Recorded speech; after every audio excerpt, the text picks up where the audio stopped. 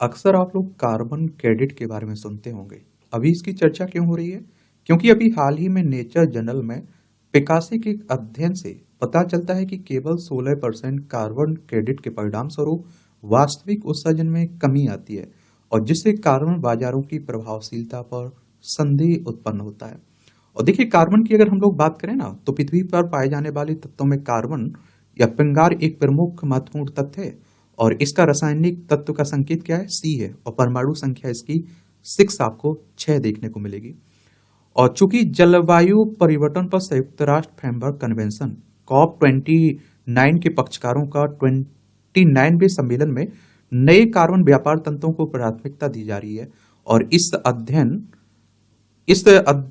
से उत्सर्जन में कमी के दावों की विश्वसनीयता के बारे में गंभीर चिंताएं भी उत्पन्न होती हैं। तो मैं आप लोगों से कहता हूं कि इस तरह की कोई रिपोर्ट आती है तो उसके बारे में एक सामान्य जानकारी जरूर रखिएगा। और जो अध्ययन हुआ है, इसका निष्कर्ष क्या है, इसकी विशेषताएं क्या है, उस पर हम लोग बात करेंगे, जानेंगे। और आप देखेंगे कि कार्बन क्रेडिट होता क्या है, आखिर इस पर भी बात करेंगे, इसके बारे में देखेंगे। और कार्बन क्रेडिट के संबंध में चिंताएं क्या बताई जाती हैं, उन्हें भी देखेंगे। और कार्बन क्रेडिट से संबंधित भारत की पहल क्या है, उन पर भी हम लोग बात करेंगे। और देखिए, इस तरह के टॉपिक से आपके एग्जाम में क्वेश्चंस पूछे जाते हैं, चाहे आप लोग सिविल सर्विस एग्जाम की तैयारी कर रहे हो, स्टेट पीसीएस एग्जाम की तैयारी कर रहे हो, या फिर किसी वनडे एग्जाम की मुख्य परीक्षा में क्वेश्चंस पूछ लेता है। जब आप लोग निबंध लिखते हैं, वहां भी ये आपको पॉइंट महत्वपूर्ण हो जाते हैं। तो अध्ययन की प्रमुख विशेषताएं देखिए, तो कार्बन क्रेडिट की प्रभाविता अध्ययन में क्योटो प्रोटोकॉल 1997 तंत्र के तहत 1 अरब टन कार्बन डाइऑक्साइड CO2 के बराबर कार्बन क्रेडिट उत्पन्न करने वाली परियोजनाओं का विश्लेषण किया और पता चला कि इनमें से केवल 16% क्रेडिट वास्तविक उत्सर्जन में कमी के अनुरूप है। HFC 23 उन्मूलन में सफलता। तो सबसे प्रभावी उत्सर्जन में कमी उन परियोजनाओं में देखी गई है जो हाइड्रोफ्लोरोकार्बन, जो एक शक्तिशाली ग्रीन हाउस गैस है, के उन्मूलन पर केंद्रित थी। और इन परियोजनाओं से प्राप्त लगभग 68% ऋणों के परिणाम स्वरूप वास्तविक उत्सर्जन में कटौती हुई है, जिससे ये परियोजनाएं समीक्षित परियोजनाओं में सर्वाधिक सफल रही हैं। अन्य परियोजनाओं की चुनौतियां, वनों की कटाई से बचने वाली परियोजनाओं की प्रभावशीलता दर केवल 25% रही है। वनों की कटाई से बचाव परियोजना एक संरक्षण प्रयास है जो वनों को कटने से बचाता है और CO2 के उत्सर्जन को रोकता है और जो वृक्षों के कट जाने पर उत्पन्न होता है। सौर कुकर परिनियोजन परियोजनाओं की प्रभावशीलता और भी कम रही, जहां मात्र 11% क्रेडिट से उत्सर्जन में कमी आई है। अध्ययन में पाया गया कि क्योटो प्रोटोकॉल के अंतर्गत कई परियोजनाएं अतिरिक्तता नियम का पालन करने में विफल रहीं, और जिसका अर्थ है कि कार्बन क्रेडिट से प्राप्त राजस्व के बिना भी उत्सर्जन में कमी हो सकती थी। अतिरिक्तता के लिए ऐसी परियोजनाओं की आवश्यकता होती है जो उत्सर्जन को उससे भी अधिक कम कर दें, जो सामान्य व्यवसाय परिदृश्य में होता है। अध्ययन में वर्तमान आकलन में त्रुटियों को उजागर किया गया है और जिसमें कई क्योटो तंत्र गैर अतिरिक्त कटौती के लिए क्रेडिट जारी करते हैं और जिससे उत्सर्जन दावे कमजोर हो जाते हैं। ये मुद्दे पेरिस समझौते 2015 के तहत अधिक मजबूत कार्बन व्यापार तंत्र की आवश्यकता पर बल देते हैं, जिस पर बाकू में आयोजित होने वाले COP29 में प्रगति अपेक्षित हुई। सिफारिशों की बात करें तो अध्ययन में उत्सर्जन में कमी को आंकने के लिए सख्त पात्रता मानदंड और बेहतर मानकों और पद्धतियों की मांग की गई है। जिन परियोजनाओं में अतिरिक्तता की संभावना अधिक हो, उन्हें प्राथमिकता दी जानी चाहिए। अध्ययन में पेरिस समझौते के अंतर्गत मजबूत कार्बन व्यापार तंत्र की आवश्यकता पर बल दिया गया और जिसमें यह सुनिश्चित करने के लिए सुरक्षा उपाय किए गए कि क्रेडिट वास्तविक उत्सर्जन में कमी को प्रतिबिंबित करे। अब बात आती है कि कार्बन क्रेडिट क्या है, ये भी देख लीजिए। कार्बन क्रेडिट या कार्बन ऑफसेट से तात्पर्य कार्बन उत्सर्जन में कमी या निष्कासन से है और जिसे कार्बन डाइऑक्साइड समतुल्य टन में मापा जाता है। प्रत्येक कार्बन क्रेडिट 1 टन CO2 या उसके समतुल्य उत्सर्जन की अनुमति देता है। ये क्रेडिट उन परियोजनाओं द्वारा उत्पन्न किए जाते हैं जो कार्बन उत्सर्जन को अवशोषित या फिर कम करते हैं। सत्यापित कार्बन मानक और गोल्ड स्टैंडर्ड जैसे अंतर्राष्ट्रीय निकायों द्वारा प्रमाणित होते हैं। देखिए, इस तरह से आप देखिए, इंडस्ट्री उत्पन्न कर रही है और CO2 ये पेड़ यहाँ ले रहा है और एक कार्बन क्रेडिट खरीद लेते हैं। और कार्बन बाजार, तो पेरिस समझौते के तहत स्थापित कार्बन बाजारों को उत्सर्जन कार्बन क्रेडिट के व्यापार के लिए अधिक मजबूत विश्वसनीय प्रणालियां बनाना, उत्सर्जन में कमी लाने में पारदर्शिता सुनिश्चित करना है। पेरिस समझौते के अनुच्छेद 6 के तहत देश मिलकर काम कर सकते हैं। उत्सर्जन कम करने वाली परियोजनाओं से प्राप्त कार्बन क्रेडिट को अन्य देशों को उनके जलवायु लक्ष्यों को पूरा करने में मदद करने के लिए स्थानांतरित कर सकते हैं।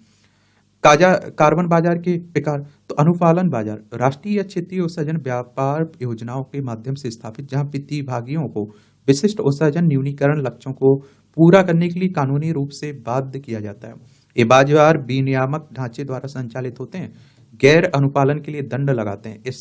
इसमें सरकारें, उद्योग और व्यवसाय शामिल हैं, जिन सभी को प्राथमिक प्राधिकारियों द्वारा निर्धारित उत्सर्जन सीमाओं को पूरा करना होता है।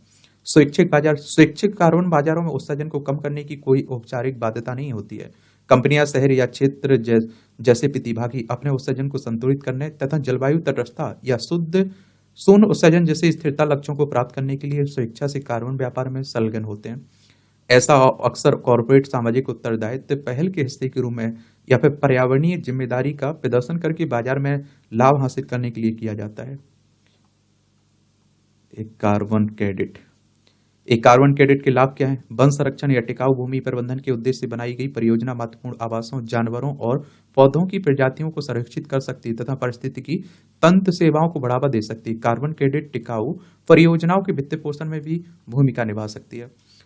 और आप लोगों से कह रहा हूं कि एनसीईआरटी जरूर पढ़ लीजिए, बेस मजबूत कर लीजिए। कार्बन क्रेडिट के संबंध में चिंताएं क्या है?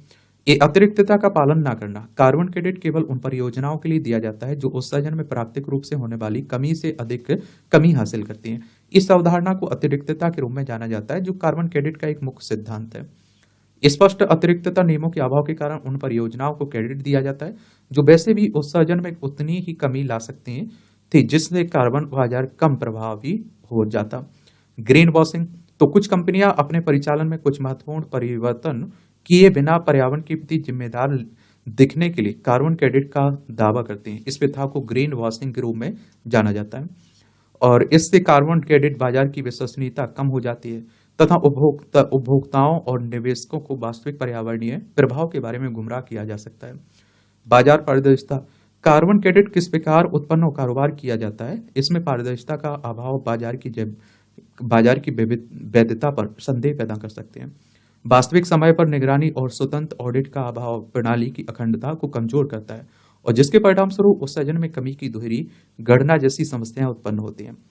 असमान पहुंच, तो विकासशील देशों को कार्बन क्रेडिट उत्पादन में भाग लेने के लिए संसाधनों या फिर प्रौद्योगिकी तक पहुंचने में बाधाओं का सामना करना पड़ सकता है और जिससे बाजारों में से लाभ उठाने की उनकी क्षमता सीमित हो सकती है। यह वैश्विक जलवायु प्रयास में असमानताओं को कायम रख सकता है। भारत की कार्बन क्रेडिट बाजार के सामने क्या प्रमुख चुनौतियां हैं? तो उद्योग तत्परता और अनुपालन लागत, निगरानी और सत्यापन प्रणालियों की उच्च लागत भारत में छोटी परियोजनाओं, विशेषता सूक्ष्म, लघु और मध्यम उद्यमों को सीमित करती है, जो सालाना लगभग 110 मिलियन टन CO2 उत्पन्न करते हैं और जिससे कार्बन बाजार में उनकी भागीदारी बाधित होती है। विनियामक और निरीक्षण तंत्र, भारत का कार्बन बाजार हालांकि अभी भी अपने प्रारंभिक चरण में है। प्रभावी होने के लिए मजबूत प्रवर्तन और घरेलू और अंतर्राष्ट्रीय दोनों मानकों के साथ संरेखन की आवश्यकता है। अब भारत क्रेडिट से इस कार्बन क्रेडिट से संबंधित भारत की पहलें क्या है, ये भी देख लीजिए।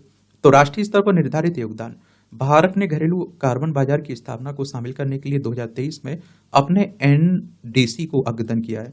ऊर्जा संरक्षण अधिनियम 2022 कार्बन क्रेडिट ट्रेडिंग स्कीम के लिए कानूनी ढांचा प्रदान करता है। यह भारत सरकार को घरेलू कार्बन बाजार स्थापित करने और नामित एजेंसियों को कार्बन क्रेडिट प्रमाण पत्र जारी करने के लिए अधिकृत करने का अधिकार देता है। CCTS एक एकीकृत भारतीय बाजार का कार्बन बाजार है जिसकी स्थापना कार्बन क्रेडिट प्रमाण पत्रों के व्यापार के माध्यम से GHG उत्सर्जन को कम करने के लिए ग्रीन हाउस गैस की बात हो रही है की गई है। और देखिए प्रदर्शन, उपलब्धि, व्यापार योजना, नवीकरणीय ऊर्जा प्रमाण पत्र, ग्रीन क्रेडिट प्रोग्राम और निगरानी और सत्यापन, ऊर्जा दक्षता ब्यूरो और भारतीय कार्बन बाजार के लिए राष्ट्रीय संचालन समिति कठोर निगरानी, रिपोर्टिंग और आप देखेंगे सत्यापन प्रक्रियाओं के माध्यम से कार्बन क्रेडिट की अखंडता सुनिश्चित करने के लिए जिम्मेदार है। ये सब बातें कार्बन क्रेडिट से जुड़ी हुई, तो इतनी जानकारी जरूर रखिएगा। अगर क्वेश्चंस पूछा जाएगा तो आप लोग जरूर उसका आंसर दे पाएंगे। मेरे लिए कोई सवाल हो, सुझाव हो तो आप लोग बता सकते हैं। देखिए, मैं समय रहते आप लोगों से फिर से कह रहा हूँ कि एनसीईआरटी किताबें पढ़ लीजिए, क्योंकि ज़रूरी है, पढ़ना ज़रूरी है, ठीक है? वो आपको प्रीलिम्स में, मुख्य परीक्षा में, इंटरव्यू में, हर जगह आप लोगों को मदद पहुँचाती हैं। आप लोगों में से बहुत सारे लोग कह देते हैं, भैया कार्बन क्या होता है? इसीलिए तो कह रहा हूँ, कार्बन के बारे में मालूम चलेगा, कार्बन क्रेडिट के बारे में मालूम चलेगा, सबके बारे में मालूम चलेगा। आप पहले जाइए तो एनसीईआरटी किताबें तो पढ़िए, उसमें सब बताया गया है। धन्यवाद।